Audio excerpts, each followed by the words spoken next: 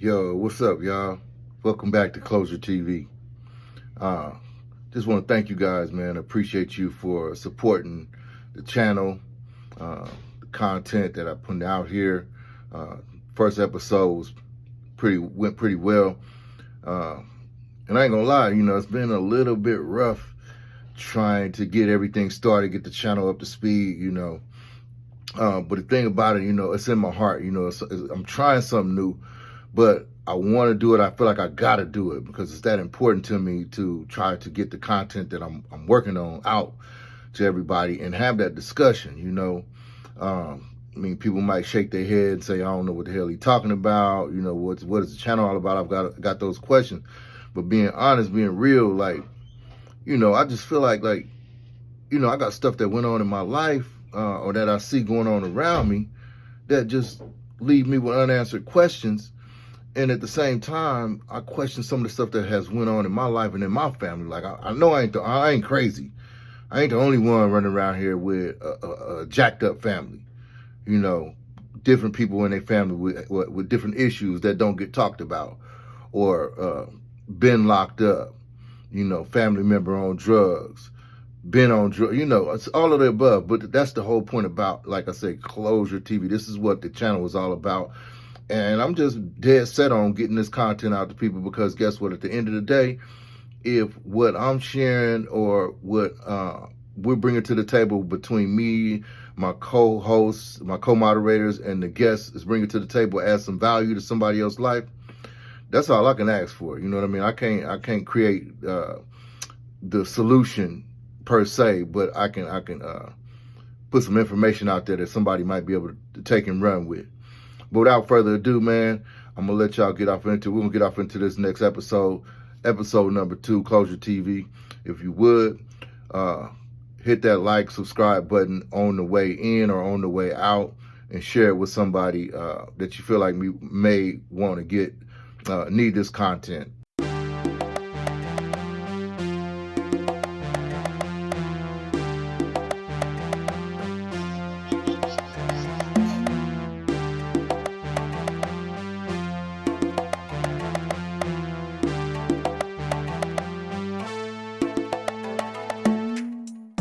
We got Miss Lashaunda Shepherd here.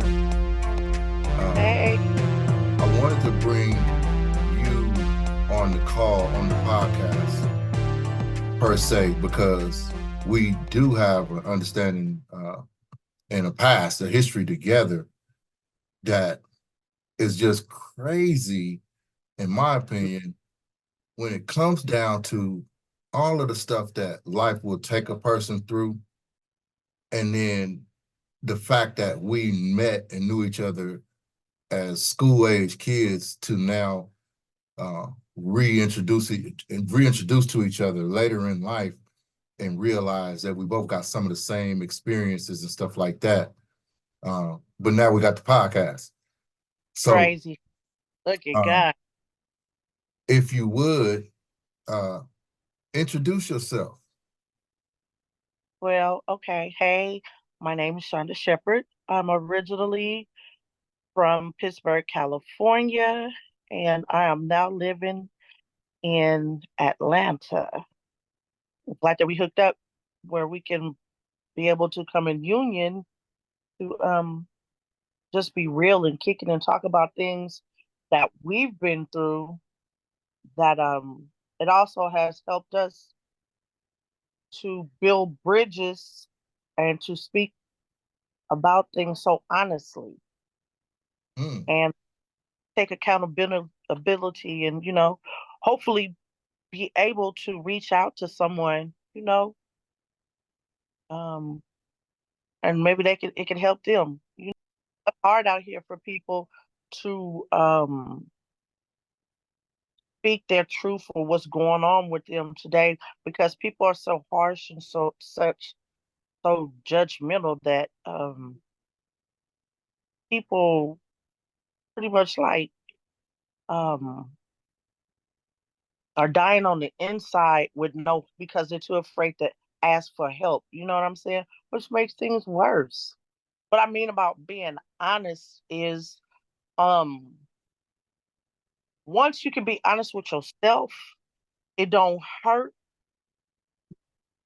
to speak it, talk about it. Some people may call it preaching or whatever, but to tell your story, to get it out, and you don't have to omit anything. It's like, here I am. This is my story. Take it or leave it. Either you Hmm. can, or you can scroll past. But this is me, and take what resonates to you, and omit the rest, or file it. You might need it later. Yeah, yeah, yeah. No, definitely. Right. But here's the thing. On that note, tell the people who Lashaunda is, how you get out, right? Because I happen to be in possession of a picture of you, right? Old Yeah. school. I mean, tell me if you can remember this picture. You give us a little explanation about the picture. It was a picture of you and another young sister. You had a white jacket on, looked like you was at the prom or you was out for the night, and you had a black dress on, and the sister has on a red dress. Can you tell me a little bit about that picture, where you was at in your life, and Nine. how what you was dealing with and going through in your life then resonates with where you at now? That right there was my 1989 senior ball prom, and that young lady was my cousin, Shebecca. God rest her soul. She is no longer with us. That was 89, 90. That was for sure the era. Hip hop. Hanging out around that time. That was what, LL Cool J, Around the Way Girl. We Mm-hmm. had a little big earrings on. Go. Bamboo, you had the Yeah, bamboos in there. yeah. I thought I was a hottie back then. I was doing my little something, something. Um, uh, hanging out with the B-boys, and yeah, Okay, so you had your feet in the street, so to speak. yeah. Damn, I'm rhyming. I didn't even know that. Right? Well, But no, tell us a little bit about that. Like, what was that like in your growth in life? Like, you know what I mean? You wasn't born hustling in the streets. You got exposed, right? nowhere near, and really, you can't even say exposed. Well, yeah, I exposed myself Mm-hmm. because where I lived was right off California, which was an old school neighborhood, which was through the alley. You walk through the alley, you get to El Pueblo. Mm-hmm. Now, go through that alley, it led to a daycare, which would take you to School Street. And my grandmother would always say, when you go through that alley to go to school or go visit my cousin or whatever, it led to the main, if you're walking. Don't veer to the right. That was El Pueblo. Mm-hmm. Well, mm, I had friends that lived in El Pueblo, and they always talked about all the excitement and different stuff that they went through. So guess what I did? It looked like a carnival. I mean, it was some everything going on. And I got curious. So I veered to the right. Mm-hmm. And once I veered to the right, um I began straddling the fence. I ain't gonna lie. I began straddling the fence. You know what I'm saying? Right, right. Let me interject right there. So for people that's listening, uh, some of the listeners and the people that's watching the podcast know me. My part of my history was growing up in Pittsburgh, California, and then moved on to Oakland. What I want people to know, if you don't know about what she's talking about, El Pueblo, is now what a lot of younger people, the younger generation, just know as the Low. So the Low right. has a very, very notorious reputation in Pittsburgh. So just level setting with that, because I know where she's talking about, and it's gonna go over a lot of people's head. You know, that she was just a school kid going through this neighborhood or dealing with this neighborhood. So it was a little bit more than that. So yeah. Yeah.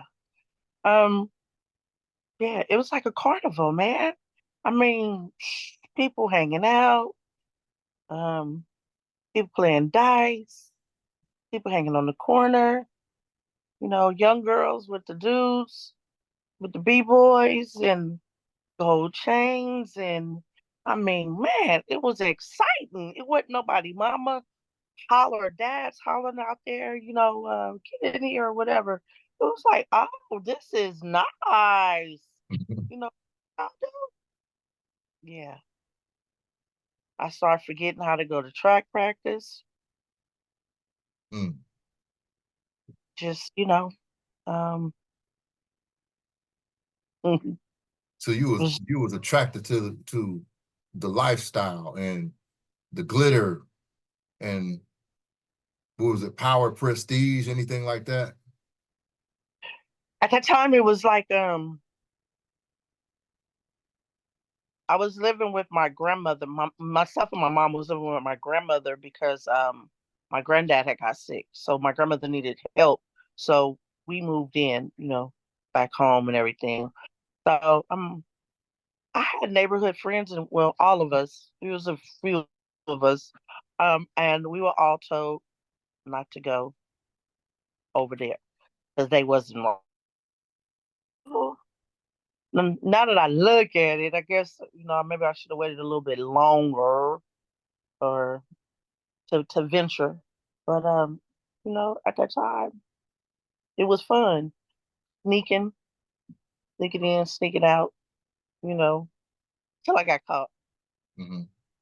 Till I got caught and embarrassed by my grandmother and escorted back home and put back on punishment, which that was repeated for quite some time. Hard Mm-hmm. head make us going into going into that. Then I did graduate, as you got the senior ball picture. Um,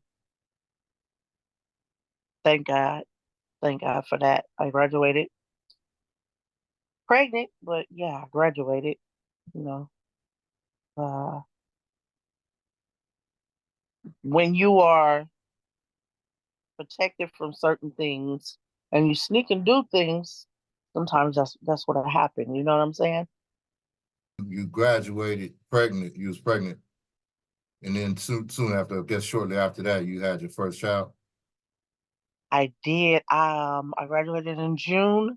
I had my firstborn, my, in January. I was 19 by then. Yeah, 19. Um, I stayed at home for a while, but I still was mingling um, in the street life. So I finally got my own apartment around the corner from Pittsburgh High, my first apartment, right off School Street. And from there, I obtained my CNA license. I went to school right across the street at Pittsburgh Adult Ed, just out my door, across. Just look at it. I can look at school. I got my CNA license, and I also obtained my medical assistant license. So like I said, I straddled the fence. Mm-hmm. So Mhm. would you say would you say that lifestyle, being attracted to that lifestyle at a young age, or just period, would you say that did anything to you? Would you say it changed you in uh any type of way? Or what would you say about what the experience that you took from that? Changed me drastically. Um, you had a whole different state of mind. You went through things. You deal with different people. Um, in the process of that, before my daughter turned 1, we lost her dad, and been in street life and everything. Uh, I turned to drugs, to make me feel good. I But so thought, or you lost. You said you lost your daughter's dad. Was it violence or? yes, he was killed. He was killed. He was killed in Fairfield. Hmm. And I was a single mom, still trying to be in the street life. I was young. Still, I was working. I was working at Pittsburgh Care Center. I was trying to make a better life, but I was still dabbling in the street life. When that happened, that kind of like took me for a loop. It was like, what do I do? How do I cope? Um, so of course, in street life, um, I turned to drugs just to try and mute things, to not hurt, you know, um, He was going through a lot of pain, a lot of pain. You trying to understand what I'm? kind of was it kind of trying to fill the void, or was just trying to be numb? I think you said that. I want to be numb. I just didn't want to feel. I didn't want to feel, it was a way to block things out. You can always block things out with alcohol and drugs until the next morning when you check your pockets. Then reality kicks in. Then it's, oh, I'm not going to do that no more. I'm not going to do this. You know, um, I dealt with different people, different men, a couple of good, boyfriends, men, whatever. Um, Was this a result of the drug use, or that what you referencing? I don't think it was, nah, it wasn't a drug use. Nah, it wasn't that. It was just that, nothing was never the same after that. Mhm. Af- You know what I'm saying? So when you're trying to fill a void, um, Mm. you know, you You fill just it with whatever you can, right? not that. That's like when you go shopping for a pair of shoes. Oh, I like these. Oh, they dope. Let me try these on. Let me walk around in them. Let me look in the mirror. Not good, right? Oh, they too narrow. They too tight. You know what I'm saying? So you just, you know, I wouldn't call myself a hoe or nothing like that. It was just trying to fill that hole, you know, trying to fill that hole and raise my daughter. Thank God for the village that I had. I had a major village, you know what I'm saying? And yeah, yeah. So at any time in this process, did you ever think back to the decision you made to go right walking through El Pueblo? Because that seemed You like know, that was the start of a lot of stuff. you know, um, I never did really start thinking or I never did say, oh, I wish I never did that till I can say I really matured. You understand? Um, Sometimes you got to go through some things, build things, and mature. Being a young person at that time, that's when things was really starting to speed up. You know what I'm saying? Things was changing, speeding up, and I had to kind of go with the flow. But what I did behind closed doors and how I felt behind closed doors, some people knew, some didn't. You had to be really close to me to understand it or get me. Um, but I filled that void behind closed doors. So pretty much, let's say I was able to wear a mask. Mm. I was a mask. Oh, I'm okay. Everything's fine. Life is great. I go home, I'm falling the hell apart. I'm in pieces. You feel me? So what do you do when you're in pieces? You want to fill that void. because you don't want to feel it or you don't want to think about it. And Right. So it's kind of having that pressure, uh, the weight on you of, your problems or whatever it was, and not being ready or not knowing how to ask for help. Sound like you was trying to do everything on your own. yeah, I want to be so independent and whatever I did, how I did it, um, that was on me. Nobody needs to know, but I was gonna do it. I can do it, and it's me, and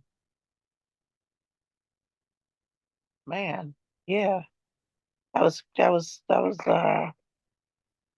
it was crazy, but it wasn't like I continuously, used the drugs. It's like I would do it, and it was like, okay, I'm gonna stop. I'm gonna stop. Then, um, another tragedy or another something would hurt me, a death or something that I was trying to do didn't work out right. Um, then I would go back again to fill that void. Do I regret it? No, no, because um that was something that I went through that I had to get to the bottom.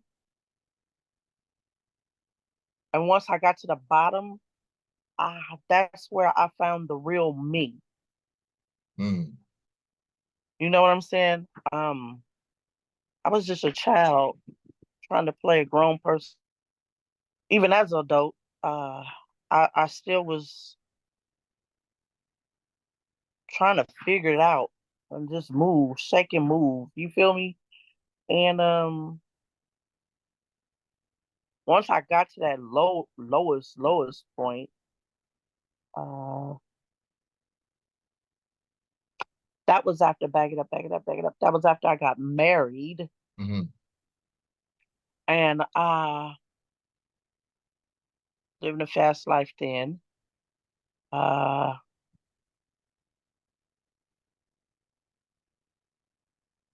went back to doing drugs. Unhappy. Uh, things just, I don't know.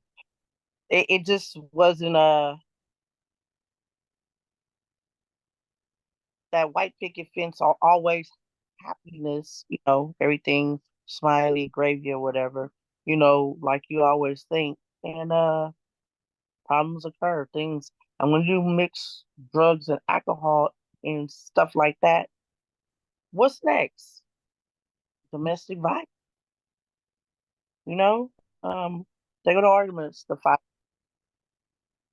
the cheating, drugs, alcohol, jail. Mm. Mm-hmm. you know. Right. Because that brings me to my to this right here, which is another picture that I have. And it looks like you have on a work detail high visibility vest and don't look like you're very happy. Can you tell me Woo! about that picture? That was some trouble or something out of that, wasn't it? Whoa, whoa, whoa. Yes. Uh, with my husband, at the age of 44, man, Mm, 44, I fought my mm. first case, domestic violence. That judge was so tired of us. They was so tired. They was like, you know what? You're gonna learn today. And So you caught a case, but you said the judge was tired of you. Why was the judge tired of you? man, because we was just fights, they getting called, police getting called. He hit me first. He go to jail. I stand beside him. That's my man. I'ma stand beside him. Let him come back home. Let him come back home. That's my man. Another fight. That's my man. I love him. That's my husband. We're a family. We gonna work it out. It's gonna get better. Yeah. You That see, last. he kept seeing you before he put the hammer down, right? So Man, that's what that picture was in the midst of all of that. in the midst. No, that was a she. That was Mm, a, you know. And when it was finally on me, when I had to go to jail, and I was the one in those handcuffs to see her, she was like, in these, seeing you too. You know what? I can't do this. You know what? You know what? I'm gonna sit you down. I'm gonna give you some time to think. mm-hmm. And at that time, I was so angry. This is the first time. That time I was so angry, I didn't learn my lesson. I didn't learn my lesson. You know what? Because I was too busy sitting thinking about when I got out what I was gonna do for my lick back. Mm-hmm. Hard head make a soft ass. So I went back again, everything, same old, same old. And the second time I went, she said, I told you I didn't want to see you no more. I don't want to see neither one of you. That's when yeah, I think I spent a month in county. I sat there for 30 days. I cried on the inside so many days because when you're in jail, you gotta hold that in. And um, when I finally seen the judge and she let me bail, I had to do work details. Work details. That's what that picture is. Work details. Mm-hmm. Picking up garbage on the side of the road, going in parks, oh, cleaning the bathrooms, getting the garbage, sweeping, raking, picking up leaves all around the city. It just, man, I promised myself after that one, I did my work details with the city of Pittsburgh. They didn't care. They didn't care. Either nasty, you, you just don't even know. Were you on the side on the freeway picking up stuff running all around you? Ugh. But yeah, um, Right. Did it get your attention? Like, because what I'm looking at is I'm pretty familiar with the fact that you done grown a whole lot. Like I couldn't see that if I didn't know, you know what I mean, the true backstory. But now I don't see none of that. So do you feel like that got your attention, or what was it that got your attention to really start mm, moving in another way? I didn't even mention when I got married.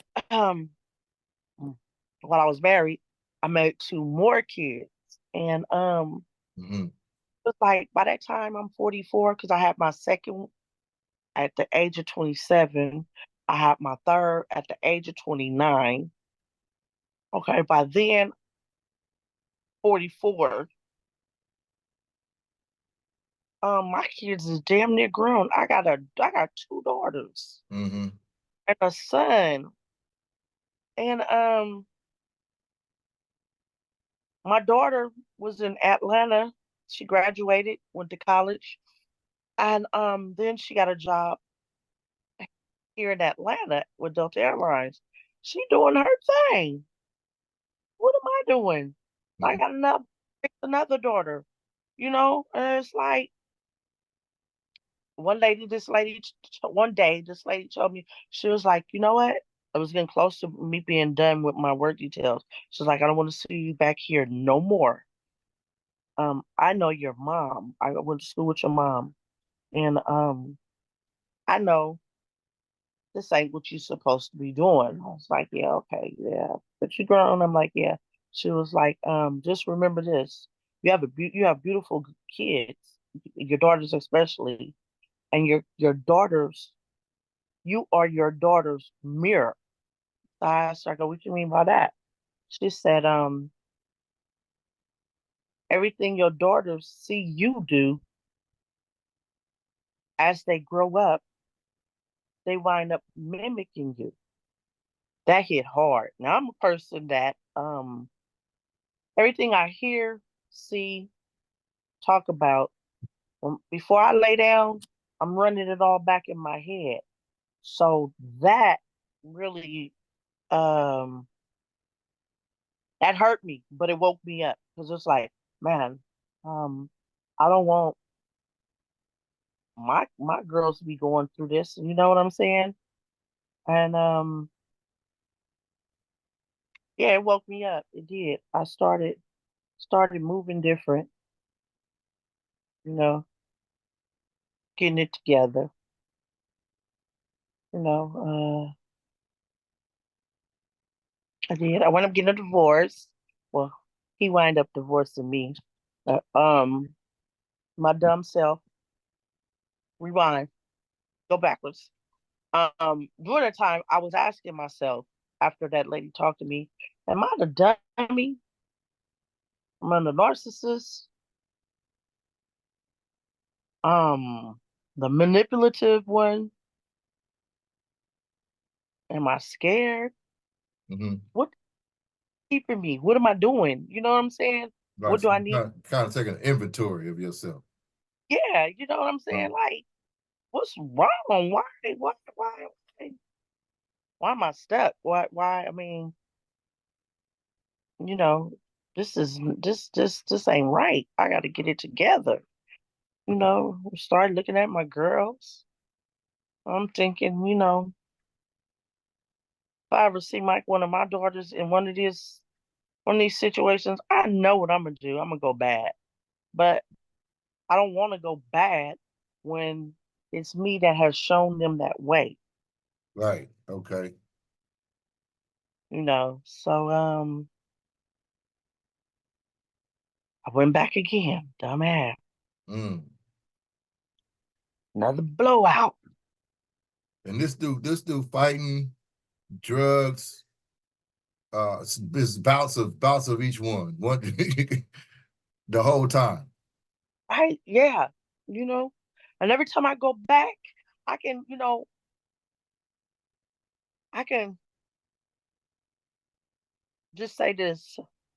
Um, we were better apart. We were more productive. Well, I was more productive. Unless I was filling the void. Um, then we were more. I was more productive. We were more productive than yeah. It was toxic. It was, Mhm. and he divorced me. He divorced me in jail, and You was in jail? he was. Okay, okay. Thank God. Mm-hmm. And, um, So how did you I feel was about that? A guy divorcing you while he in jail. right, right. You leaving me, right? Mm-hmm. In jail, you know. What was your knee-jerk response to seeing any paperwork about divorce? Thank you, Really? Okay. thank you. Okay. You wasn't trying So to hold on no more, or what? at that time I was kind of it was already moving on. You know what I'm saying? That kind of like when he went to jail, that kind of like really gave me my Mm-hmm. break, and focus on me. I can let my guard down. I can think. I can reevaluate myself, and process. You know what I'm saying? Uh, So your position of saying thank you to him sending you the papers was not out of anger, but out of opportunity because that presented an opportunity for you, not because you was mad at him in the first place. It's now like that gave this, me this an was this was a this was another power, a higher power, somebody helping you where you wouldn't have been able to help yourself. right, because I was trying to get it together, But us women, we tend to always think that we can heal the world, we can heal anybody, we can save. I'm gonna save this. I don't want to be the one. You know, uh, we deal with a lot of emotions, and Mm. we have, and it's like I don't want to be the one with the failed marriage. I'm gonna, and my kids and my man, and you know what I'm saying. But once he did that, it was like, okay, okay. So So then, kind of gave you permission to keep pushing in the other direction. right, you Hmm. know, it was like, okay. So I moved. My daughter was like, she was, in a real good place. And she was like, Ma, come on home to me. I don't have no kids. Come on and be my baby. Let me take care of you. Let's get it together. Hmm. What a great opportunity, you know. Pretty much wasn't nothing there for me anyway. I felt at that time, you know. And then when you go through some things, and then when a man is brainwashing you. No, I can't say brainwash. I'm a pretty strong person. I wouldn't say brainwashing, but Some manipulation in there for sure. manipulating you, and he's a narcissist, and it's a toxic relationship. And I had gained so much weight. Um, Hearing a person to knock you down and tell you, don't nobody want you, you'll never be wanted. Um, look at how you look, how you act. Uh, it'll break you down to your lowest. So it was Um, different. It was some different words being used. Because I mean, if somebody talking like that to me, I probably ain't gonna think nothing about it. but you're a man. You see what I'm saying? You're a Right. man. As a woman, um, And that that's the connection too, huh? That connection. that's the worst thing that you can tell a woman is that you're ugly, you're fat. Mm. Nobody gonna ever want you. Ain't nobody gonna ever like you. They know your past. You know, uh, you're gonna die old and lonely. Mm. So um getting here to Atlanta with my daughter was a gateway because what she put into me, I started exercising, eating. She started showing me different places. It was like I was a baby getting reborn. I was a reborn baby, born through the steps. Hmm. But these were positive, great steps. You know what I'm saying? Um, Start losing weight, start my little journey. Learning what happiness was, how to feel happiness, how to go out in the world, how to talk to people, how to, you know what I'm saying, where you don't have to be on your guard, ready to, you know what I'm saying? Hmm. Um, Knowing how to just learn how to, it is what it is. You know what I'm saying? Be me, be Hmm. me. You know, Speak how I feel. Um, So would you say you lost a lot of that in the process of that toxic relationship that you had to go back to finding out who you was again in order to, you know what I mean? Because that's what it sounded like when you said that. I Like, feel like I did. Yeah, because I'm a pretty cheerful, funny, outspoken, joking person. You know what I'm saying? I'm thoughtful. You need me, I'm there. You know what I'm saying? Um, if you for me, if I'm for you, excuse me, I'm 100. I'm all in. You know what I'm saying? My loyalty and my sincerity is 100 at all times. At that time, um, I did lose me, and coming here and being with my daughter, it all started coming back. mm-hmm. And I was, uh, I'm sorry, I was getting there. Mm-hmm. And then I, scrolling on Facebook, I saw this big old person write a comment on one of my friends' posts. I looked, Dorian Adams. Heck no! That can't be. That Mm-hmm. is not me. Can't, no way, no how. This boy was little bitty when we was in school, but we lost track for so many years, and we went through so many things to where it was like, I got to hit him up because we was always so close. Finding out you were here, not far from me, you know, starting to talk to you and everything, uh, you begin to be as what I call you now, coach. You're my coach. You know, we don't forever be thick as thieves, believe that. Um, I got to tear down some walls in some of the conversations, walls, layers, and get to the fundamentals and exercise, lose weight, and cry. Um, get to the root. Get to the root. Um, if you can clean that root, or you know what I'm saying, get to the root of things. Right. Open Pandora's box, because one thing about you, you gonna push it. You gonna push it. You gonna push a person. You gonna push. You gonna push. You gonna push. You gonna push. And I needed that because I was there, but I was stuck. And Mm-hmm. yeah, that's just, man. You've been a great help to me, and you've been there. And every time when I need as we call our talks, sermons, our sermons, you know what I'm saying? It just kicks everything up one notch, even more.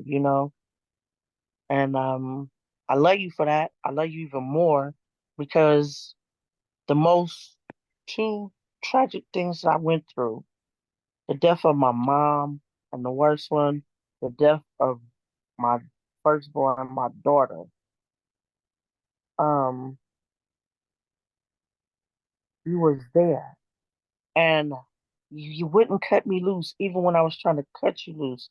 Detach. You stayed in me, in my ear. You stayed on me, and I appreciate you because I probably would have went back to what I was so familiar to,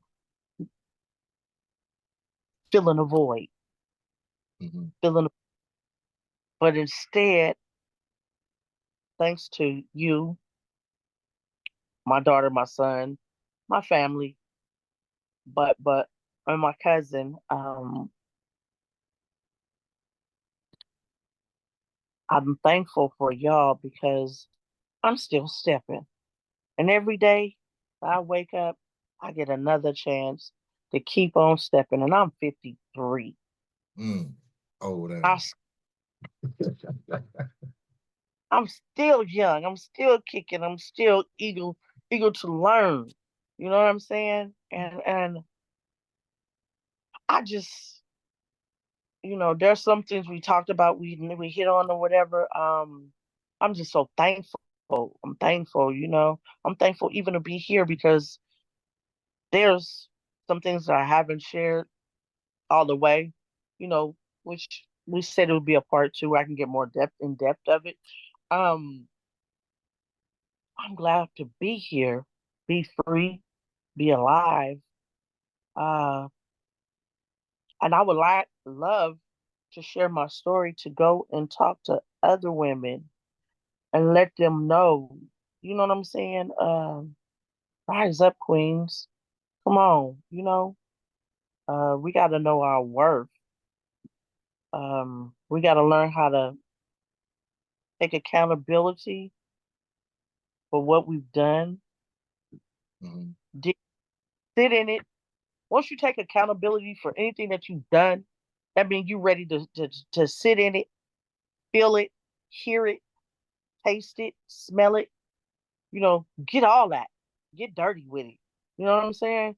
So then you can grow from that. You know what I'm saying? Just build your bricks.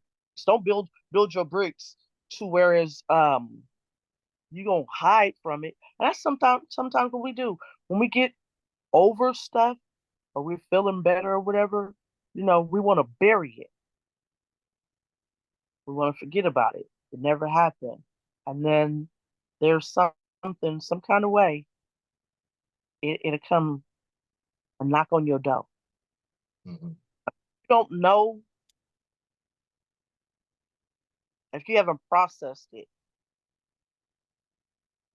When that comes around and you haven't taken accountability, you haven't, did everything you need to do, um, you're gonna go right back in that cycle. And Mm-hmm. and there's so much more now in life. I'm a grandma Mm-hmm. too. And I got a grandson and a granddaughter. And this world is way more different from what it was when I was growing up. And so I stand tall with my daughter to make sure, you know, she good as well. You know what I'm saying? So let me jump in right quick. First of all, I want to throw one out there for Lex Way. Lex Lex Way. Way, that's a movement. They don't know what Like, Lex Way. See, and we're gonna go back to that, but I want to go to start with because I know about a little bit about the situation. You suffered the loss of your mom. What year was that? Start with your mom. okay, so my mom died of cancer. Okay. Um, January 7th was my daughter's, what was that? 2018. 2018. 20, Yep. January was my daughter's, my firstborn daughter, 28th birthday.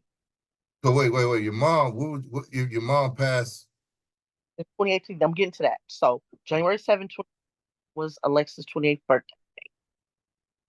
January 9th, my mom passed Oh, of cancer. mm-hmm. Yeah. Um, January 7th of 2020 rolls around. Alexis turns 30. January 26th of 2020, Alexis was killed. Mm-hmm. Yeah. I don't know what hit worse was my mom or my daughter. You know what I'm saying? Because those was my biggest supporters, my cheerleaders. You understand what I'm saying? Um,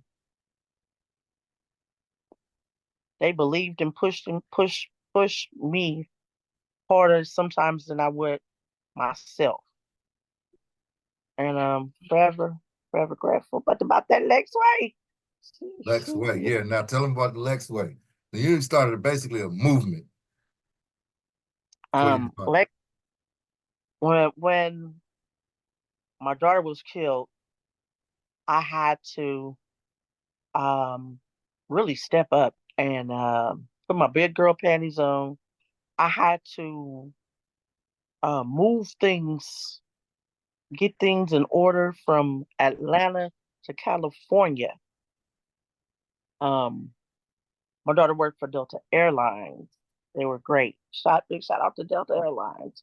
Even though that's where she was killed by a stalker Mm-hmm. coworker. Um, when I say Lex Way, it's how you stand and you move. You move with How she decency, moved. Right. respect, sophisticated as she She had a was. special fire. You know, I I forgot to send that. I didn't know we was gonna hit that, but yeah. So when I was talking to her friends, the Sadidis, Mm-hmm. um, when I talked to them when we was arranging the funeral and everything. I told them that they were going to do this Lex way, nice, neat, orderly, sophisticated fashion. We're going to do it her way, Mhm. because everything it was well thought out, planned out, um, organized, uh, beautiful, you know. And so, when you hear that Lex way, it's coming with love, but it's coming with thunder behind it. Yeah, yeah. So let, let, Thunder. let me let me drop this in there. So I met Alexis once, but it's true what they say about certain people who carry a persona or aura about themselves that it's you can't fake it. Like from one person's account of this person to the next person's account, it's all the same. And that's what I got about her from because I actually was able to attend her funeral service. Just listen to the different accounts of different people that knew her, was close to her. It never changed. So I've always been uh really, really in great admiration of what you produced to have her be able to move and live her life. Like she didn't learn that on her own. You was mama the whole time. So that's one of the real huge salutes that I give to you in the midst of all of this that's happened in your life, right? Because in the midst of all of the rubbish, in the midst of all of the drama and the trauma that was taking place, a diamond was being formed in Lexus, right? So I Yep. want to really give you props for that. And just really acknowledge her life for what it Thank was, right? On a second you. note, I wanted to table dress a little bit for the people that's listening too. Alexis, rest her soul, the date of January 26th, if you're not familiar, is something a lot of us sports fans will be familiar with because that's the same day Kobe Bryant died. Her Right. favorite, her favorite basketball player. Right. And see, so it's a Oh, lot of connections that go on. I don't want people to get out there listening to the podcast and think we just be on here rambling and stuff like that. It's not a catch-up session or nothing like that. This is an attempt to get a lot more closely associated with the truths in our lives that make up who we are and why we move how we move. And at the same time, to acknowledge and uncover, discover some type of closure because of a lot of the things that we do and a lot of the ways we move in our lives is based on false pretenses, broken, busted up narratives, and we continue, moving into 10, 20, 30 years of our life from the time we got exposed to this one thought process, and it's holding us back, but we don't never acknowledge it because we don't take the time to slow down and really pay attention to what makes us up. So at any rate, just wanted to put that out there, um, especially like I thank said, with Lexus and your mom too. And I definitely want to appreciate you for being willing to come on and share your truth, because all of that makes up you too, while you're here and why what you're sharing is going to be so much of a value to someone else. Um, if you were to genuinely say where you at right now in your life and how you see the world, and if you got some specific areas that you would want to get closure from, what would those thoughts be? What would you say? How do I see the world? No, let me start with where am I now? Mm-hmm. Um, I'm a lot woke now. I'm woke. Um, I'm more at peace. Mm-hmm. I have good and bad days, but I still step the Lex way. You know what I'm saying? I still have to keep that, Lex way in me. How do I see the world? I see it in many ways. I see it cruel. I've seen it turn hmm, so many different ways. Things are not the same from when we grew up. What was that? Could I change? What would I change? No, what would you say you as in your personal life that you could use some closure from? Like, because the thing is, if a lot of times if I don't get closure from certain stuff, I can't move on. You know? Why? One of the closure would be, why did X, as I'll say, take Lex away from me? What was his reason? Why? But then I'm not supposed to ask God why neither, because things are supposed to be written already in our script. So sometimes I just feel like her job was done here. You know, um, sometimes I ask myself, why did I stay in the situation so long? Mhm. What was I getting out of it? What was my fulfillment? Again, am I the narcissist, the dummy, the manipulator, the motivator of the or the toxic person? You know what I'm saying? But everything that I went through, it made me into the person that I am. So, um, I'm a person that can take accountability for what I did, what I went through, and speak it honestly. Um, I can hold my head up and say what the hell I want to say. You can take it or you can leave it. I'm and I'm just happy within me. I'm glad to be here.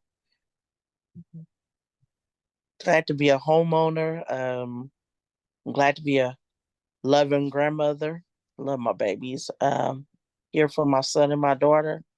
And I stand tall with them. Stand tall. Just glad just to be. You know what I'm saying? I ain't gotta wonder why I keep my, certain movements. I'm ready, Now my fight is, going down to the kitchen. Right, right. Because see, you didn't really give them a big dose of uh the fighter that you are. Physically. You a fight, and you ain't taking no BS. Uh, and as well as in a lot of other areas in your life, your sharing your personal story will tell us that you're a fighter, that you ain't no give up type person. But no, you'll get down with them knuckles. You know, I don't think, it is cool. It's cool. I ain't mad at you. You know what I mean? You will keep that filter in your pocket, right?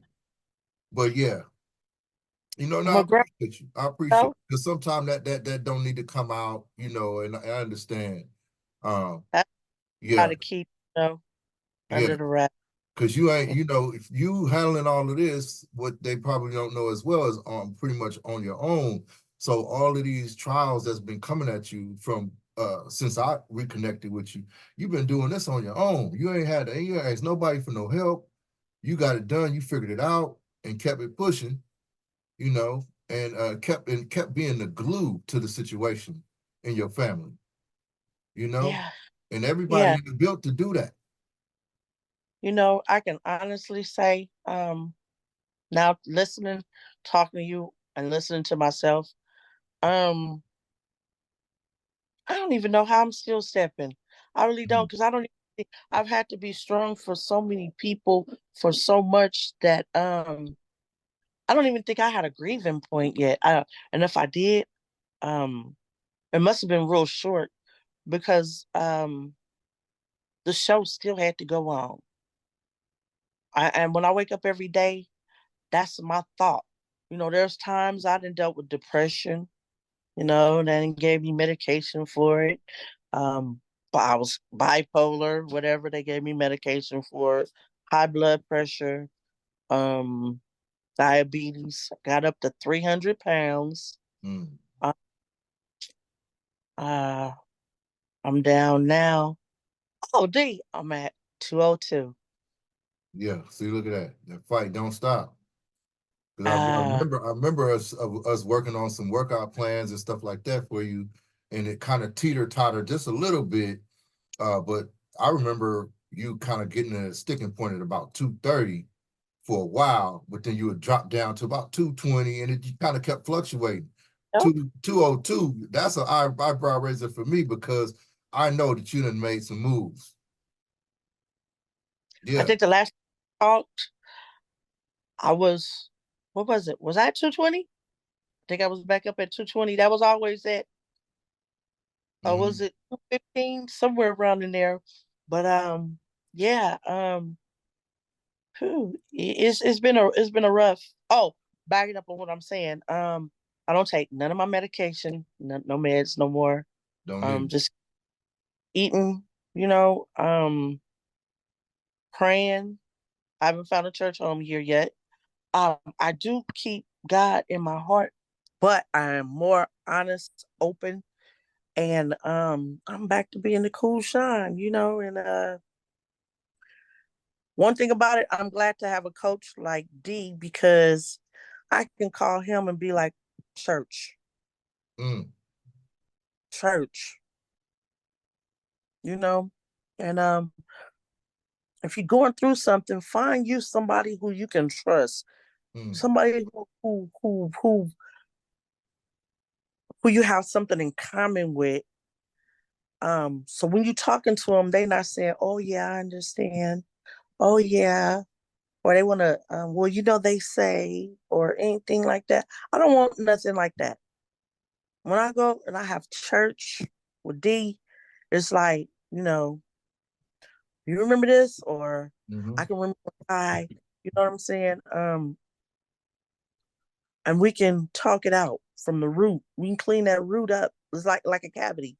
We can clean it up to the root and then fill it back in. But when I'm feeling my void, that's what it is. I'm feeling my void when I'm calling for church. with substance. With And yeah, substance. yeah. Because see, and that's the thing too. I don't know why sometimes it takes conversations, whether it be a podcast or whatever, it takes time to develop. But now we at this point, I can acknowledge the same thing that you're saying about when we talk. It's a sincerity involved that says, hey, this person don't mean me no wrong. They don't stand to gain nothing off of saying whatever they say to me. You know what I mean? They owe me the time that they taken out of their life to share these thoughts with me. So when we go into those conversations, we get raw. We get straight up. We talk about the shit. We talk about the good, the bad, and the ugly. You know what I mean? And We cry. we call out everything, right? We cry.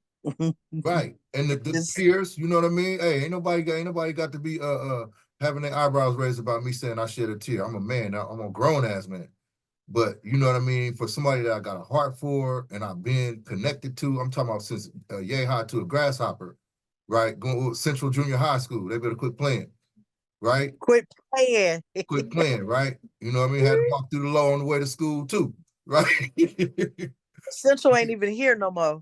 Right. Hey, look, but the whole hit to it is, and you probably agree with me, taking it back, even for me, and reconnecting, helped me get rid of some stuff that I had been carrying for years and didn't even know it. Right. And it was almost like as if God sent me you as an angel and as a sponge to absorb my pain that I had been carrying. So the closure that we talk about, sometimes it ain't no telling how you gonna reach the root to that closure. But if you're a believer in the one and only God, then you know he's gonna provide a freaking way, right?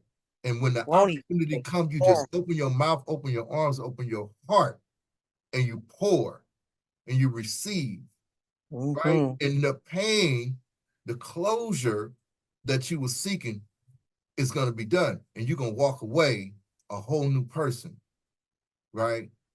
And and the best part about experience, we've had that experience numerous times, right? And so, man, look, we don't even need to blow their top off of their head with a lot of the stuff that we done been through and talked about. But yeah, those is facts. So I'm gonna wrap the call. I want to ask you if you have anything going on as far as developing projects, if people want to reach out to you on social media? I would like to be able to go into battered shelters or conferences for battered women, young women, speak with them. I've been there. I understand it. I don't give no judgment. I just speak my truth. I would like to share it. It might help somebody. Also, I would like to start something or be able to come in to build something for mothers that dealing with murdered kids. There's so much senseless crimes and killings and stuff.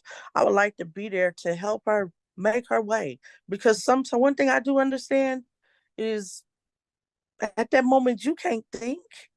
You Mm, don't know that first step. I want to be there that, not to be nosy, but just to be that one where I can hand her my hand. Put your hand in mine.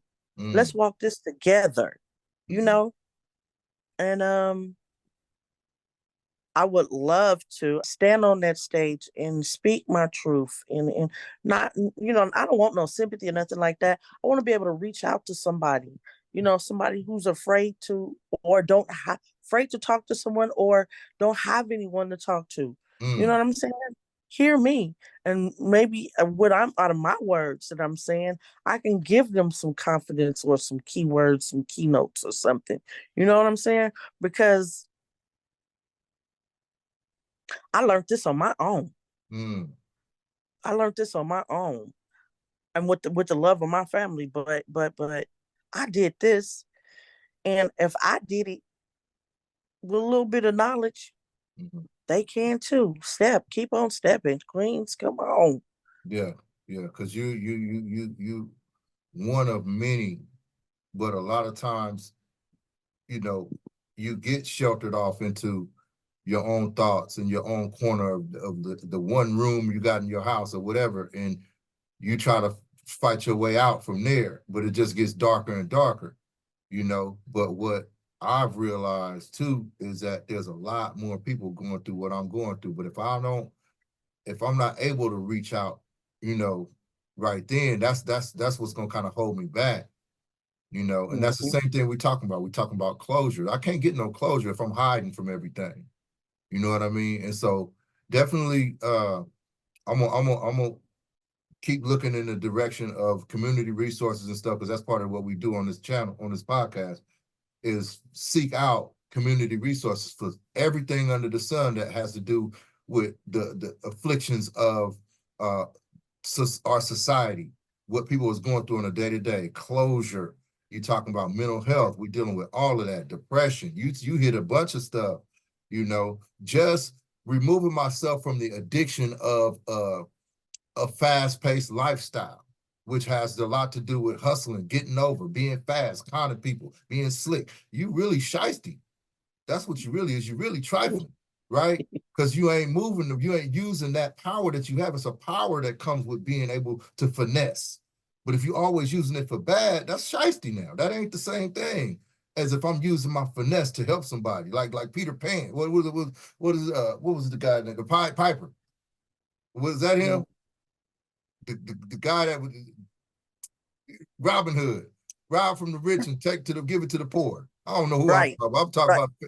about You see, fairy I'm good tales at and cartoons, but you know what I'm saying? Like that it. whole Yes, sir. dynamic.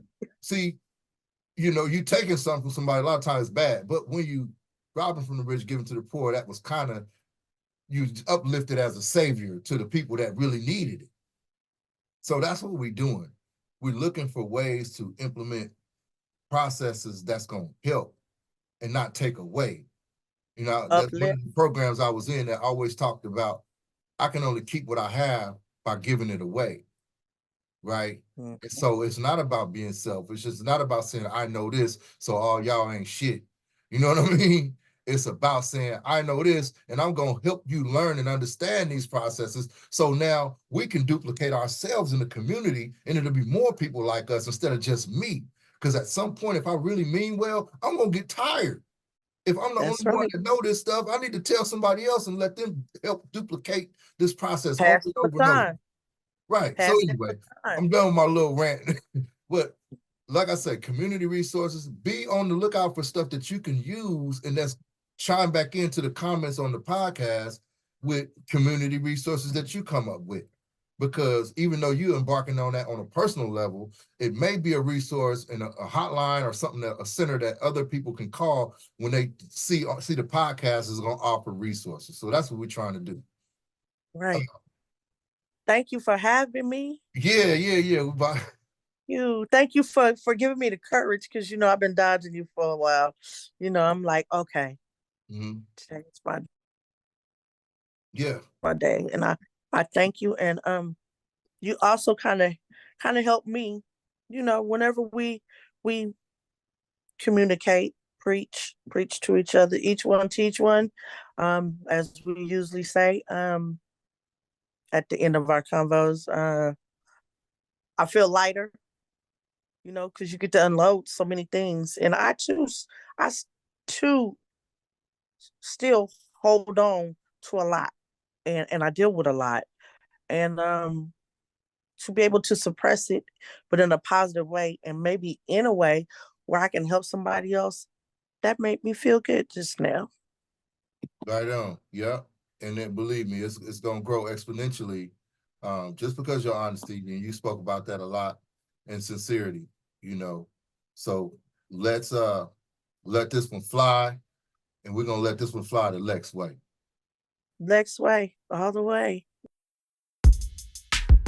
A wise man once told me two things that I never forget. Number one, you gonna live forever. Number two, if you gonna say something, say something.